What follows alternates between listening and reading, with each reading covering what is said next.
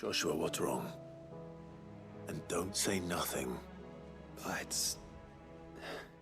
not nothing. I've received word from Cyril. The Undying have found Father's will, or something akin to it. His will? How and where? In the crypt beneath Rosalith Castle. After Kupka was kind enough to drive out the Imperials, the Undying took the opportunity to recover what relics of the Duchy yet remained. And in the process of doing so, they found a letter from Father. I'm surprised anything survived down there. Cyril asked that I join him in Tabor at my convenience. I have been meaning to go, but... would you join me? Of course. I want to know what's in that letter as much as you do. Very well. I am ready to leave when you are.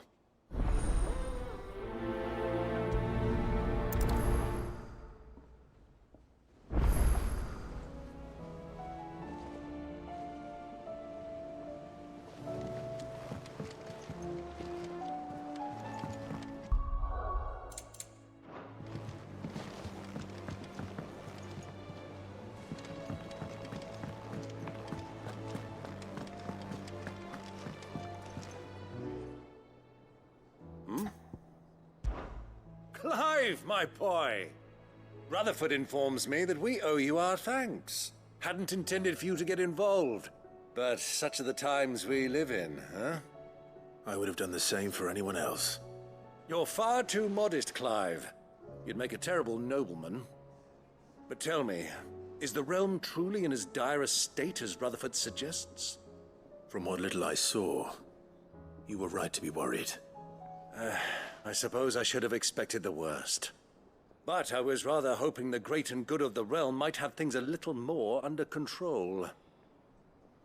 Alas, it seems that firm leadership is in short supply these days, and without it, the people are bound to lose their way. We must move quickly. But where do we start?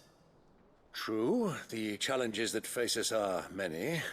But in my estimation, there are two key areas to be addressed before any other. The realm's armies and her larders. As you've seen firsthand, it's every man and woman for themselves out there. Certain cities have banded together to try and maintain some semblance of order, yes, but such cases are few and far between. And yet, the only remedy for the chaos that faces us is unity. A unity that transcends even the borders laid down by our ancestors. In short, if Storm does not stand together, she will fall apart. But how would one even begin to unite the realm? The armies, my boy. As I told you already, we begin by restoring order among the ranks of those sworn to maintain it. Sadly, I doubt I could convince even the lowliest gaggle of privates to dig a latrine together. But I do know someone the High Commanders have been known to listen to on occasion. Field Marshal Eugen Havel. I thought he was retired. He was, until an Akashic army tore through Randalar and killed most of the rank and file. There is no man alive more capable. Literally. And as luck would have it, I've already spoken with him on the matter. Of course you have. And he's agreed to help. On one condition. That he first speaks with you personally. Havel has always been a man of frustratingly rigid principle, and he has certain qualms about clasping arms with, well, with an outlaw. I extolled your many virtues as best I could, of course, but the old goat was adamant that he be allowed to appraise you in person. You don't mind, do you, my boy? Of course not. As long as chaos reigns, we will never build a better world. I'll do whatever it takes.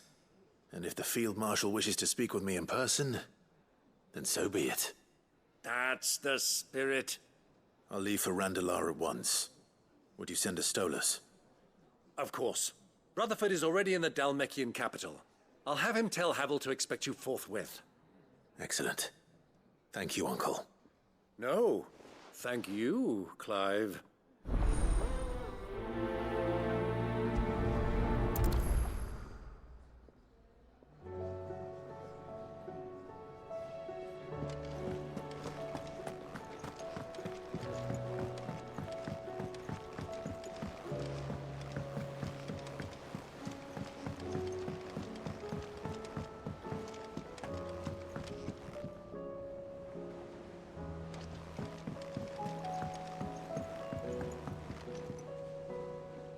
Sid, do you have a moment? By all means. It's my old master. Seems there's no escaping her. She found some way to send me a letter. And something else. Records from a Waluda prison. Seems they were keeping a lot of bearers there. How did she come by such a thing? Finding bearers always was her strong point. And it seems the cells of Balmung Dark are full of them. Foreign captives, the masterless. Bearers no one would miss. And even better for her, bearers with no one to look after them. When ether started lapping at the walls, the jailers fled. Leaving the bearers to be liberated by whoever happened to come along next.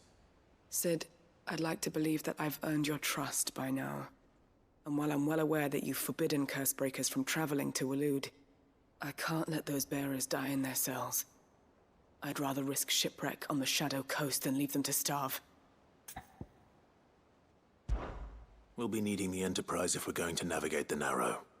Does that mean... I'm making an exception, but we travel together. And we stay no longer than we have to. Ash is an inhospitable place at the best of times. We save as many as we can, and we leave. Thank you, Sid. There was a name in the prison register. A name from my past. Chadwick. Another of my former master's protégés. A gifted soldier, and the closest thing I had to family. The thought of him held captive in that place. He must be very important to you. He was.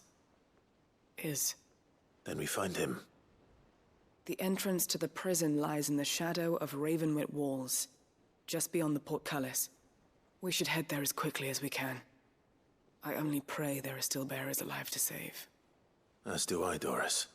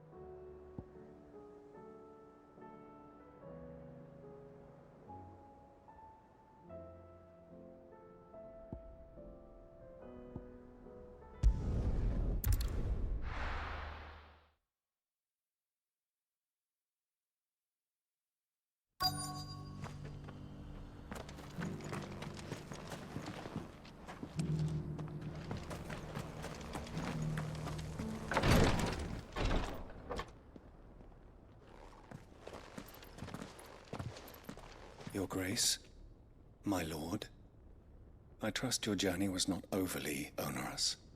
Cyril, you found a letter from Father. Yes, I have it here.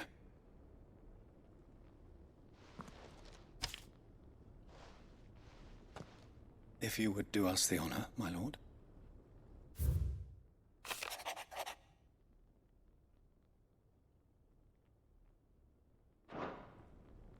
An inheritance. It would seem the late Archduke penned this missive shortly before his passing. The day before we left for Phoenix Gate. What are these plans he spoke of? His plans for the duchy, Your Grace. Your father entrusted them to my predecessor, the former bearer of the Burning Quill, who entrusted them in turn to me. The complete emancipation of bearers is their stated aim. But your father's dream did not end there. His Grace also spoke of building hospices to care for those stricken by the curse. and the founding of a new university to further the development of non-magical technologies. With the blight spreading ever more widely across the twins, Archduke Elwyn saw this as the only means of securing Rosaria's survival. He wished to see men and bearers treated as equals. To see centuries of common wisdom overturned. Small wonder he did not think it achievable within his lifetime. But he thought it achievable nonetheless. Had he not, he would never have written this message. Nor would he have entrusted his vision to his most faithful aides. Those who would have stood with you, shielded you from the machinations of the less benevolent personages at court. It's a pity only they are still with us. 'Tis true that those most loyal to your father were the first to suffer the Duchess's wrath. But one at least remains, and she has come bearing gifts. What do you mean? Mayhap it is better that she explain, my lord. After all, the duties entrusted to me by my predecessor extended only to recovering His Grace's will and arranging a meeting with the one who might execute it, or a part of it at least. And where is this woman? She awaits you in the archive, Your Grace. Thank you, Cyril. Shall we then?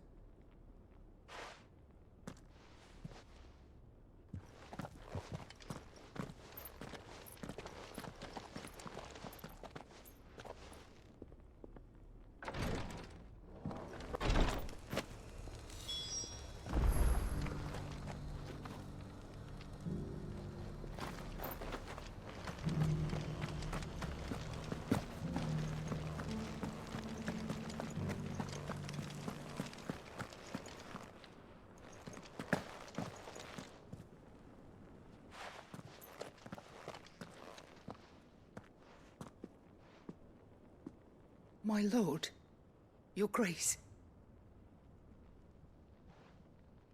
I hardly recognize you.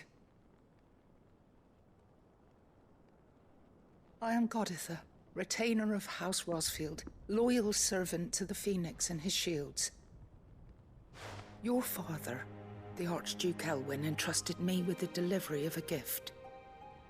I only hope you can forgive my tardiness in bringing it to you.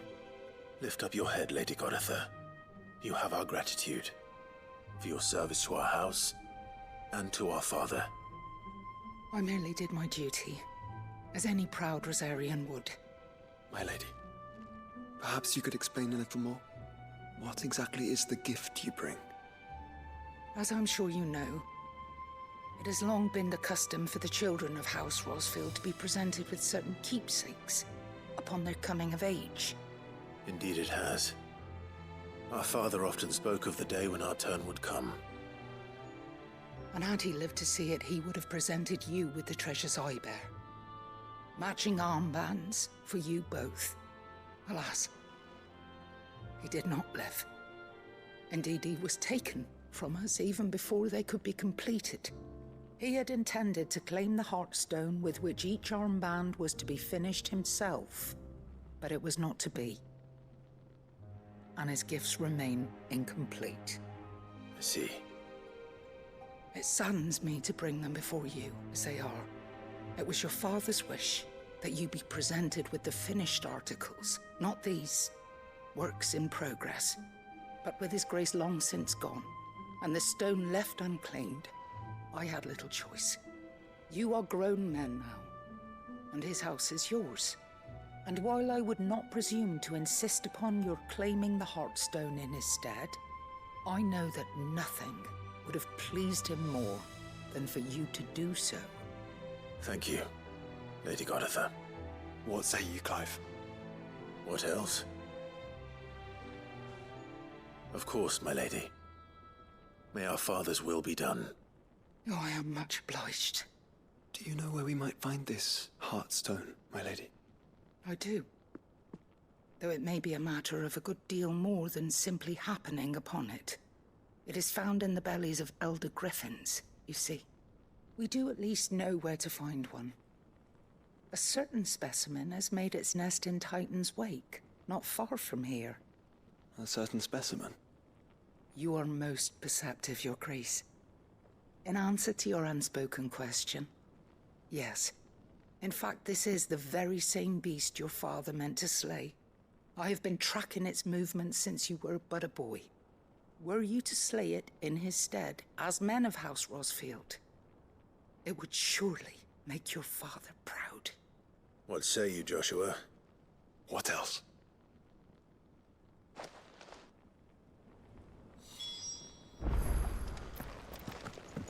Titan's Wake is to the south of here. But we must not be hasty. The good lady has been disappointed once already.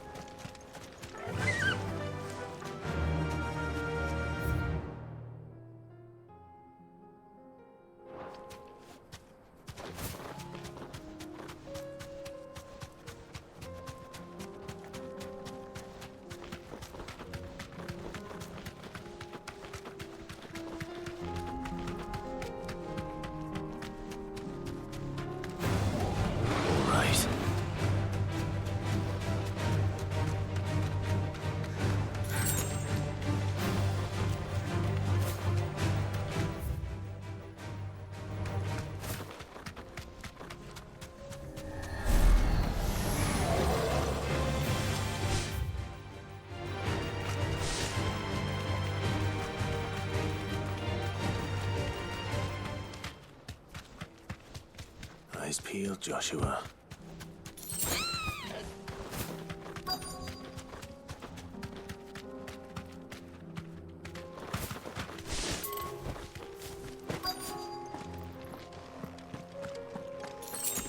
Caution. There it is. For House Rosfield.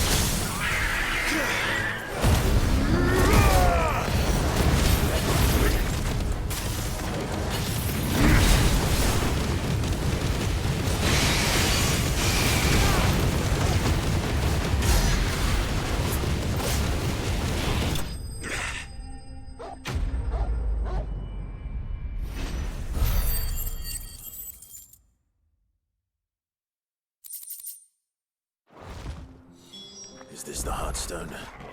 I expect Lady Goditha will know.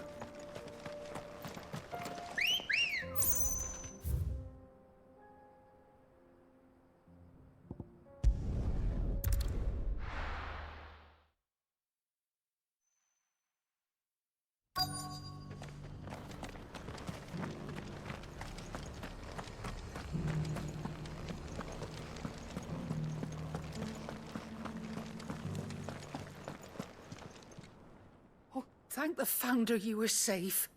The Griffin is slain then? And the Heartstone claimed.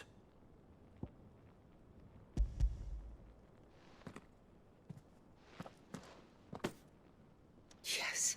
This radiant luster, like frozen flame. It is just as your father described it. Thank you, my lord. Your grace. Your father would be so proud. Lady Goditha, the lapidary is ready. Thank you, Cyril. I will be with him shortly. If you would excuse me, I shall have the stone cut and set forthwith.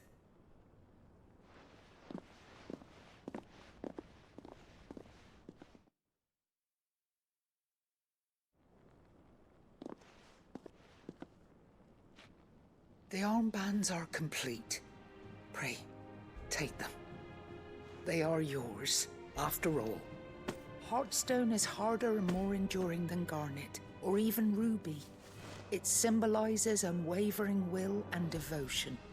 And the graven vines encircling the stone represent the unbreakable bonds between you. It's a message. Father knew we had enemies both inside and outside the duchy. Enemies who would thwart his vision. Only with unwavering devotion would it ever be realized. And only if we stood together, as Phoenix and Shield, as brothers in arms. Only then might those enemies be overcome. Indeed. His Grace knew the enormity of the task he would entrust to you, his heirs. But this was more than just a message. It was a promise. That he would always be with you. Thank you, Lady Goditha, for remaining the steadfast custodian of our father's will. Forgive me, my lady, but there is something I don't quite understand. The Undying told me that after Father died, Mother claimed all of the ducal treasures for her own.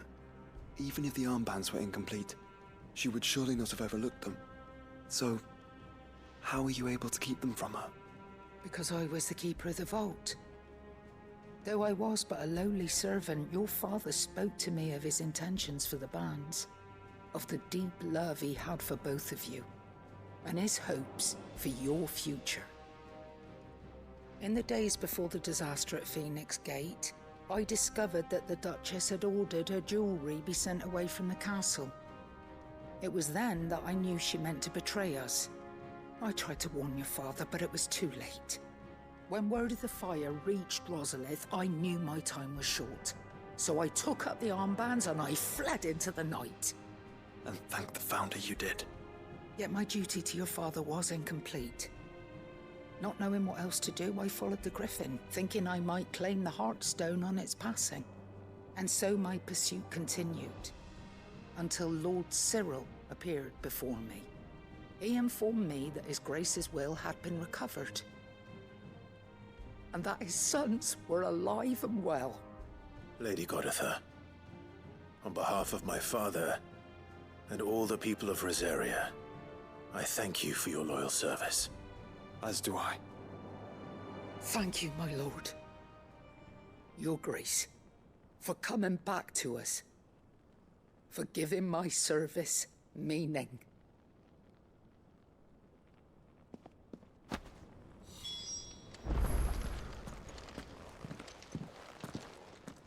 The bands suit you well.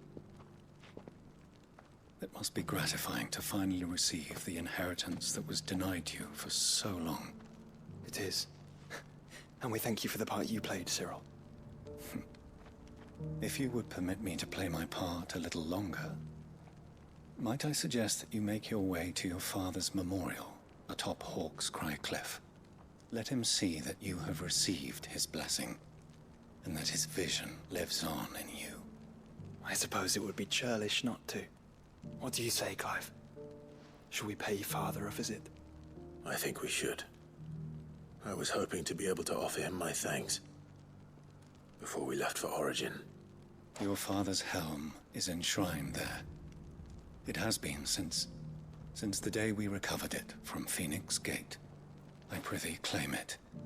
For it too is a part of your inheritance, and I do not doubt that your father would prefer it in your hands than perched upon some lonely rock. Thank you, Cyril.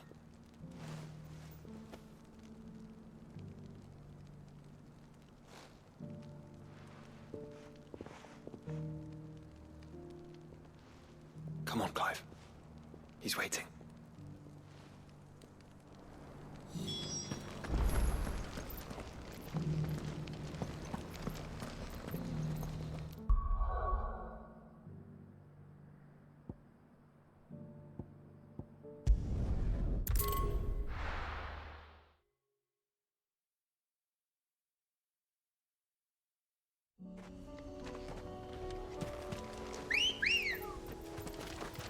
Ready, go?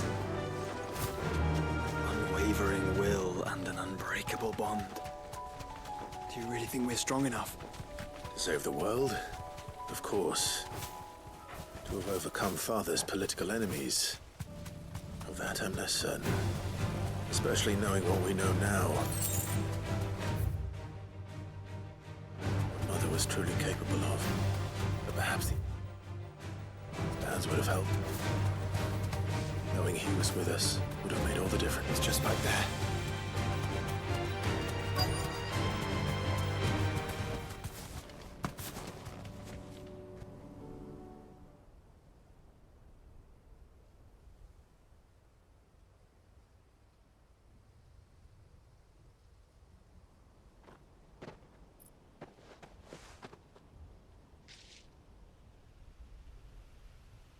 Father always fought for what he believed was right.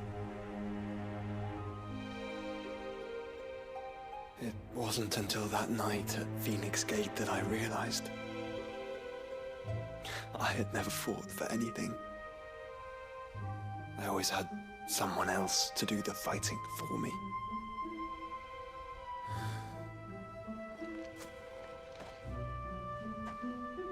No matter how fate conspired against him, he never lost heart, never looked back, never stopped fighting. To me, he was the greatest of men. And I've been trying to live up to his ideals ever since.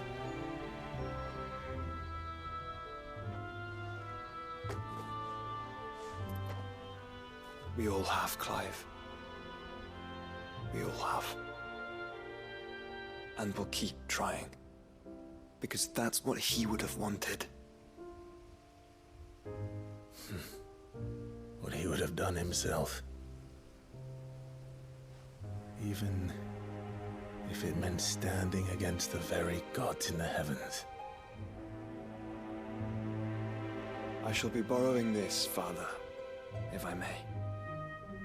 That you might watch over us as we follow in your footsteps.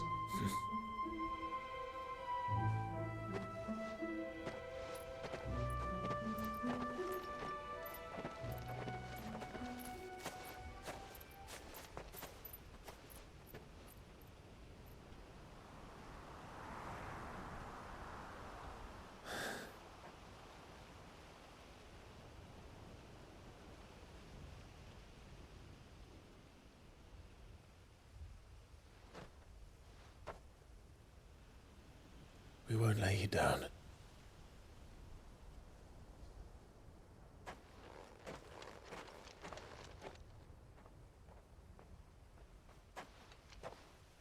Onward then.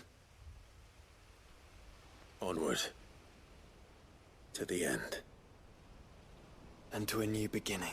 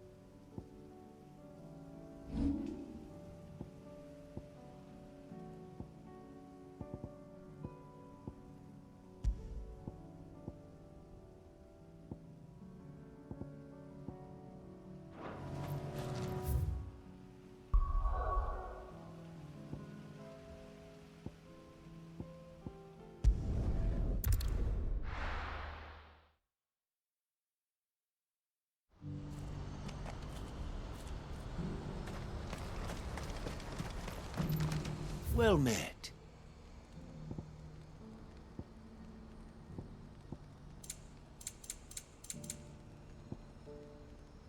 A fine choice. You've a discerning eye. Do you see that too?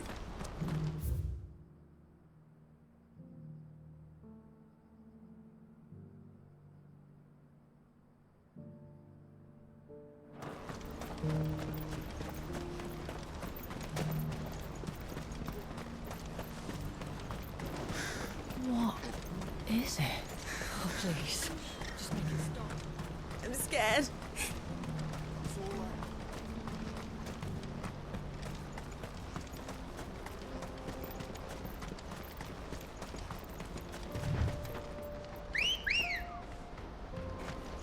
Good girl. Fly, Ambrosia.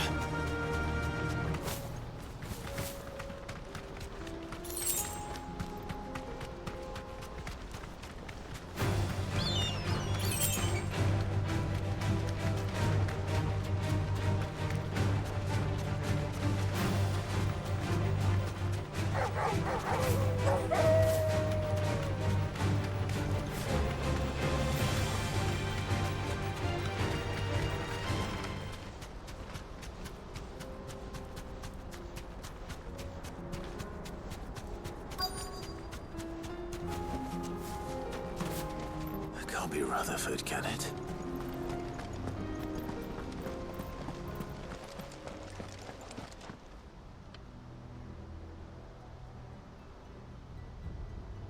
Turncoats and cowards, the lot of you!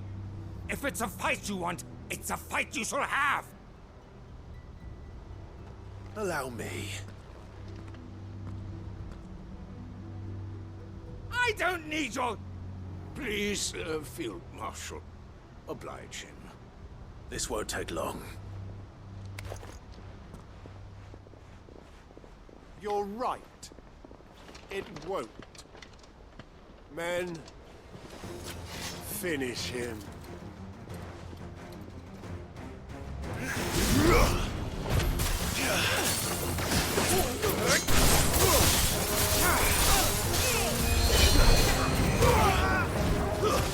Stay down.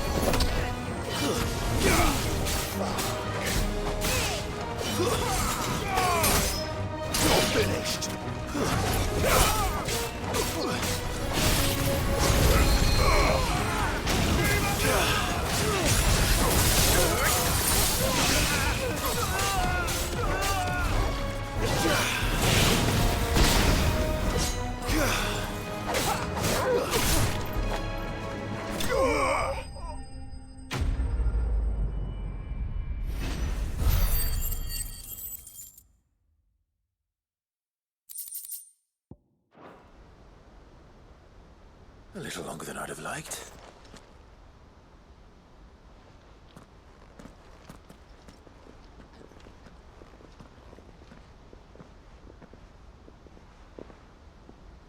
Field Marshal Havel, I presume. Are either of you injured? No, my lord.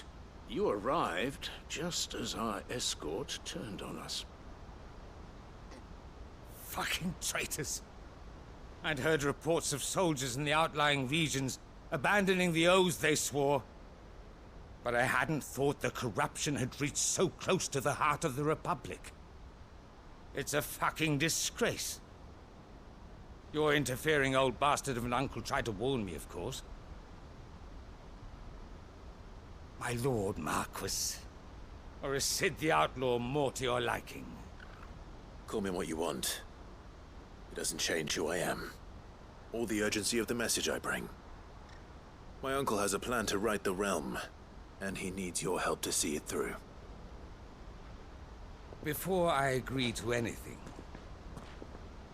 I'd have you answer one question. What do you stand to gain from all this?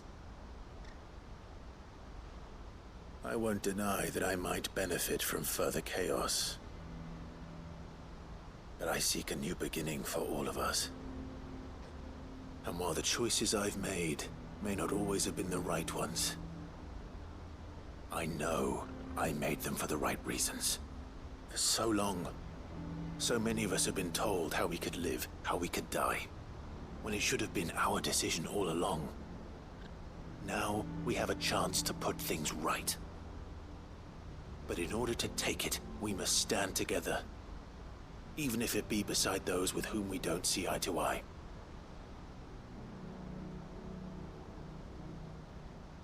Certainly not the words I expected from an outlaw. But perhaps your uncle was right. You are no ordinary outlaw. I'll never hear the end of this. All right.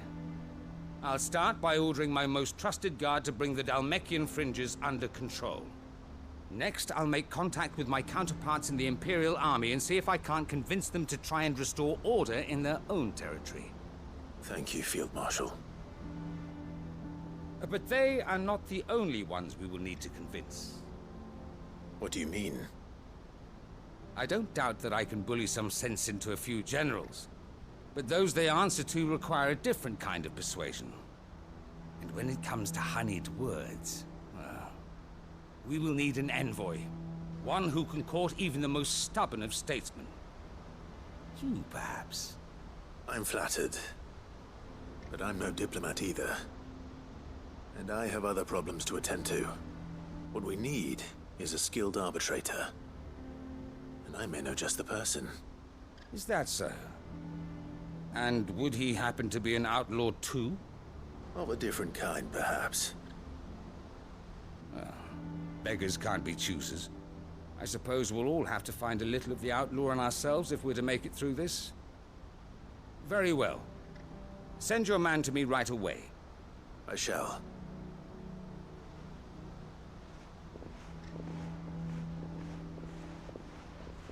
My Lord Marquis. Your Lord Uncle bade me escort the Field Marshal to his manor in Port Isolde.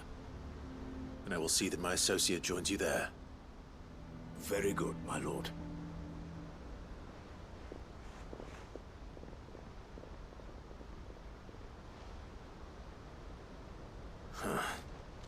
An envoy. I'm not sure I'm the man to talk anyone round.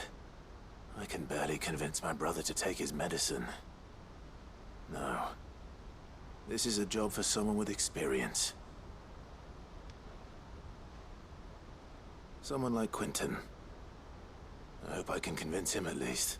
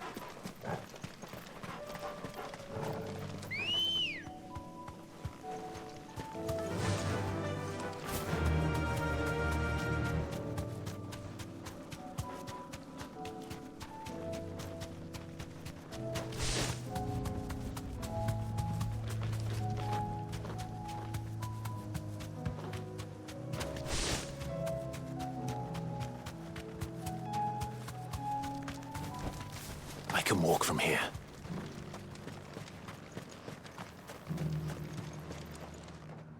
Quentin, I have a proposal for you. Do you now? Something tells me you'll be asking more of me than a cask of Gotand gold. Go on then.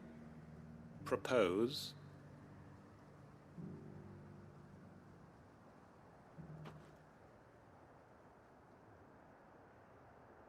You'd have me convince the chiefs and chamberlains of the realm that they should simply swallow their pride and do the one thing that has proved impossible for thousands of years. Was there anything else? Perhaps I can fetch you a meat pie as well. I know it's a lot to ask, but I can think of none better suited to the role. And you'd have me give up what little I have left to do it. I told you, Clive. The people of Lostwing are my family, and I cannot abandon them. You'll have to find someone else. I'm sorry to hear that. So am I. And why might that be? What he's asking. How's it any different to what you've done so far? They want you to speak for those who can't speak for themselves. That's what you do best. If it's the vineyard you're worried about, we'll see that the grapes are picked and the tons filled. You know we will. It's not that. Then what is it? You said yourself we're family. Don't you trust us? You know that's not what I'm... Then what are you saying? That only we are worth saving? Why turn your back on everyone else? You convinced us we could build new lives for ourselves, and if you can do that, who's to say you couldn't convince the entire realm? A stirring argument. I fear that any rejoinder I make might fall somewhat flat by comparison. So you'll join us? Where do you need me? Field Marshal Havel will want to speak with you in person. He's currently in Port Isolde. I can arrange for a party of Cursebreakers to accompany you there. That would be very much appreciated. I hear the roads are far from safe these days. Hopefully not for long. My uncle will want to know that his plan is taking shape.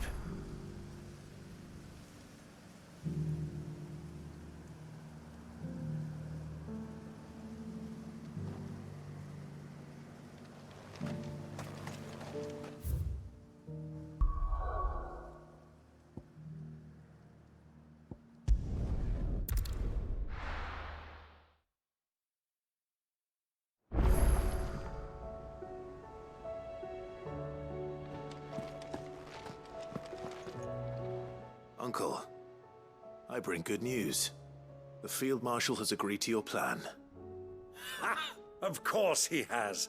I didn't doubt you for a moment, dear boy. Rutherford is accompanying him back to your manor in Port Isolde as we speak. They will await your return there. As will one other. One other? Who, exactly? Lord Havel was concerned that even if he could get the realm's armies to agree to an accord, he might not be as successful in convincing those with political power. He asked if I might have a solution, and I suggested a certain Imperial Lord Magistrate turned Liberator. One of your co-conspirators? Master Quentin would probably call me one of his, but yes. Another outlaw, then. Just the thing we need to put these rotten politicos in their places. Good thinking, Clive. I'm glad you approve. The more the merrier, eh? Uncle, assuming Havel and Quentin can solve our problem with the armies, you still haven't mentioned how we might manage the grain shortages. Oh, don't you worry, my boy. The 7 high houses will be seeing to that. They have all agreed to make the most generous of donations. Oh, of course, it did take a little persuasion. But luckily I had some unexpected help. From who? Why, you, my boy. Rumor has it that you rescued the Lady Ariane's head steward Rockford from a horde of bloodthirsty bandits. It was more of a handful. Well, the old battle axe was so pleased. She had a shipload of talents delivered to my private docks by the next new moon. And when the other houses saw the parsimonious old crone's purse strings finally loosen, they as good as tripped over themselves in the rush to follow suit. I'm happy to hear it. Now, I must be getting back to the manor. Join us there at your earliest convenience, would you? Of course, Uncle.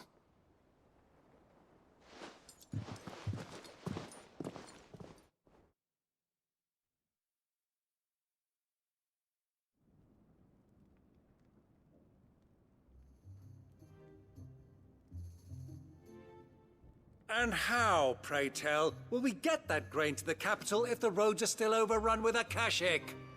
You'll find another bloody road. I only have so many men, and I'm not about to send them headlong into an ether flood. That is, unless you'd have them turn as well. Well, I'd certainly eat less. Says the man with a belly bigger than a band of curls. My soldiers actually need their rations. Without any food to keep them going, they'll be dead even before you've sent them on your fool's errand. If I may, gentlemen, perhaps I might suggest an alternative approach. Though supply routes are indeed disrupted, there is no shortage of ships. Indeed, they bob away in every bay from here to Randalar, awaiting a safe haven. Allow them to make port and fill their bellies full of grain. And once those who crowd the cities are fed, ferry the displaced back to the countryside to work the fallow fields. But I'm sure that you wish to continue your discussion. Forgive the interruption. Two such firm friends as yourselves need no help from the likes of me. Rutherford spoke fondly of the great bond between you. Us? Friends? I can't stand the man! Clive, I'm beginning to question the quality of the company you keep. And what kind of company were you expecting him to keep? The man's a criminal! Criminal? How dare you? You are not fit to breathe the same air as this fine, upstanding young gentleman. Upstanding? He calls himself Sid the Bloody Outlaw! Once more onto the breach.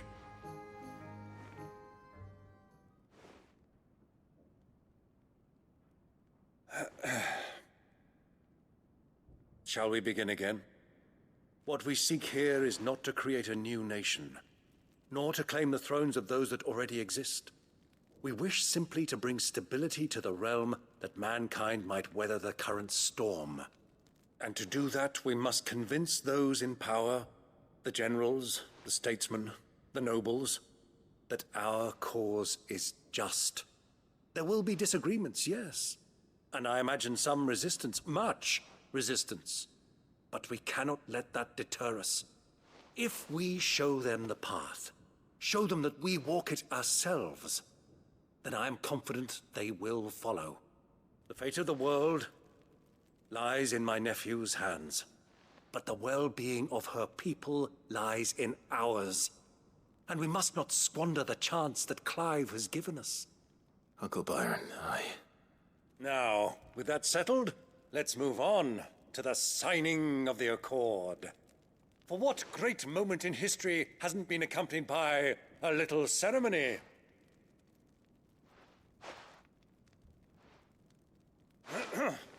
Citizens of Valisthea, I present to you the Tri-Unity.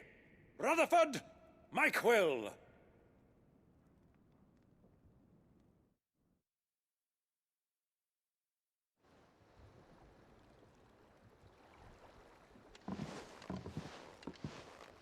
Well, my boy, the stage is set. That it is. This is the role you were born for. Now I ask only that you trust in the talents of your supporting cast. We shall play our parts to the best of our abilities, that you might have the opportunity to shine.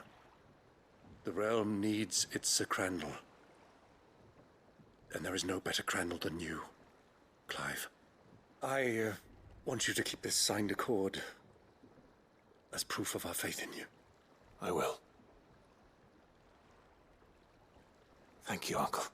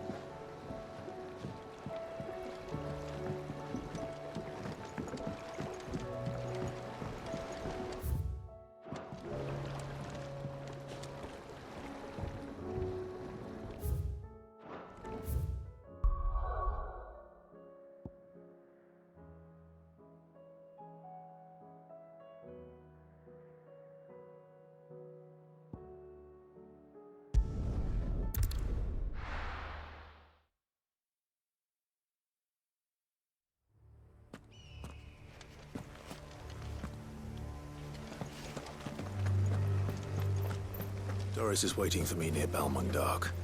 The longer she's out in the open, the more likely she is to be found by Akashic. I need to hurry.